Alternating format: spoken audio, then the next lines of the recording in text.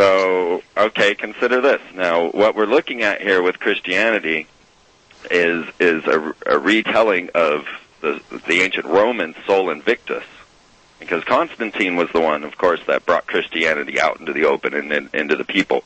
But, of course, he wasn't a worshiper of Jesus. He was a worshiper of Sol Invictus. Mm-hmm. And what you'll find is that he was the one that told you had to worship on December 25th, which, of course, is the resurrection of the sun. As the sun dies on the winter solstice and then revives on December 25th, and the sun is born. Okay, I'll tell you what, let me stop you there. Hold that thought. We got to take a 3-minute break, Freeman. Michael Herzog, The American Awakening. Folks, I hope you've got your minds open for this one, because this one's going to rock your world here. We'll be back in 3 with my guest, very knowledgeable Freeman from Austin, Texas. See you in 3.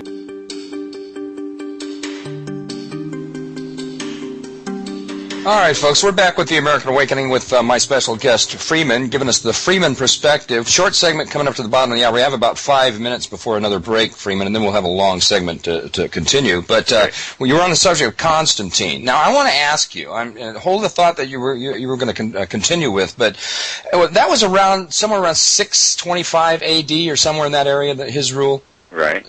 Okay, now, I did some research, which I do from time to time, and I ran across some interesting, information saying that Constantine, see if I can remember this correctly, actually, he pulled some specific chapters or books out of the Bible, one of them that was talking about reincarnation, and he did this, if I remember correctly, to establish more power over the people. And you tell me if I'm off track here. More power over the people. So, since he pulled that book out on reincarnation, the people they thought that they couldn't do it over again if they screwed up. Now, am I on track there? Do you know anything about that? I don't, but it sounds about right. Okay. These are many things, and then things that they couldn't cover because John was a resurrection or a reincarnation. John? Oh, you mean John the Baptist? Yes. Okay, go ahead. So, I'm not exactly a scholar on all of those notes. I mostly track the Freemasons and their. So the Bible, I study Bible anomalies, but I can't really go into detail. Okay, well that's fine. No, I wanted to get your take on that. So go ahead and continue then.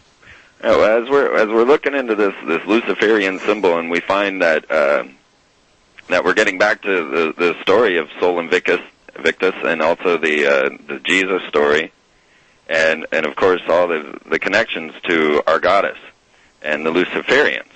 Now, the word Lucifer did not appear in the Bible until the King James Version.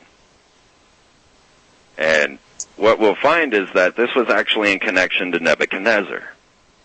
Mm-hmm. Now, let me give you a little idea of how I see politics. First of all, I predicted W being railroaded into office.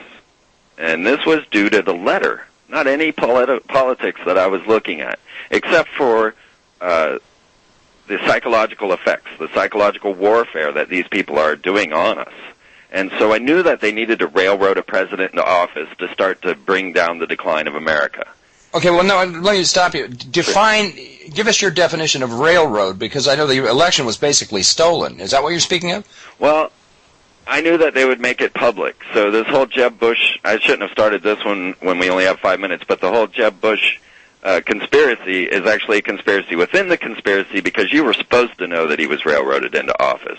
But this was planned long ago. I actually predicted it during the Clinton era because of the letter W. And we can get into corporate logos and what the meaning of W is when we have time, when we come back. Okay. All right. But as we're looking at this, and you start to get to the symbolism, and you realize that it's all based within Masonic ritual, and you'll come through the different symbolisms of the TV stations, ABC, NBC, CBS. They are all identifying the goddess. The Trinity is a symbol of the goddess. NBC's peacock is Juno, the goddess.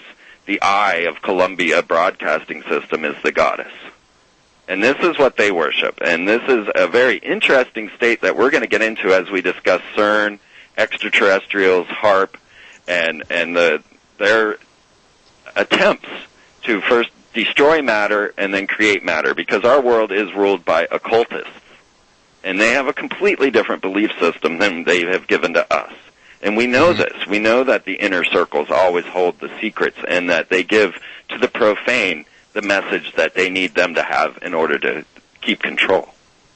That makes sense to me. Okay, go ahead. So as you go through the different corporate logos and you get to the gas stations and you come down to, you've got Texaco and Shell, and you've got the pentagram with the Tau cross, and you've also got the Shell as their logos. Now, these also are symbols of Venus. And you'll come to the double cube of Chevron and the double cross of Exxon, and all of these are Templar Masonic symbols that also go back to Rosicrucians. I'll definitely get into the W, Hitler's Volkswagen, when we come back, because there's not enough time. But as I got through the different corporate logos and I came down to Phillips 66, and I said, well, okay, everything else fits this pattern. I can identify, classify, and outline every corporate logo within Masonic ritual. What is 66? So simply enough, I went to the Magician's Dictionary, and I looked it up. And it is linked on FreemanTV.com. You can look this up for yourself. 6, okay, in Hebrew is the letter V. It's not like Roman. In Hebrew, the 6 is the letter V. So 66, Phillips 66, is the letters VV, which of course or is W. Oh my, okay. And fascinating. The number of 66 in magic is the number of what's known as the Quillapoth, but what we'll call the dark side. This is the dark side of magic, and it also equates with excrement. So imagine that. W means excrement. Go ahead. It's right there in the Magician's Dictionary. Now, you'll see that they pull out these antichrists to cause social change. That's what these people are. They're reality manufacturers. And so when they brought out Hitler, you'll find they had the same symbol, this VV, but they interlaced it, making 3 Vs, right? The Volkswagen logo. If you look at it closely, you'll see it's actually 2 Vs interlaced. So you've got the 66, which is the number of the Antichrist, and the number of the dark side. But it crossed, making 666. This is amazing. Okay, I'll tell you what. When you hear the music, you know we have to take a break here, and then we'll have a long segment coming up, Freeman. Amazing conversation. One-sided, but still amazing. Folks, we'll be back at 3. Call your friends and neighbors on this one. I'm learning stuff that I never knew existed before. Stick with me, Michael Herzog, The American Awakening. We'll be back in 3, folks.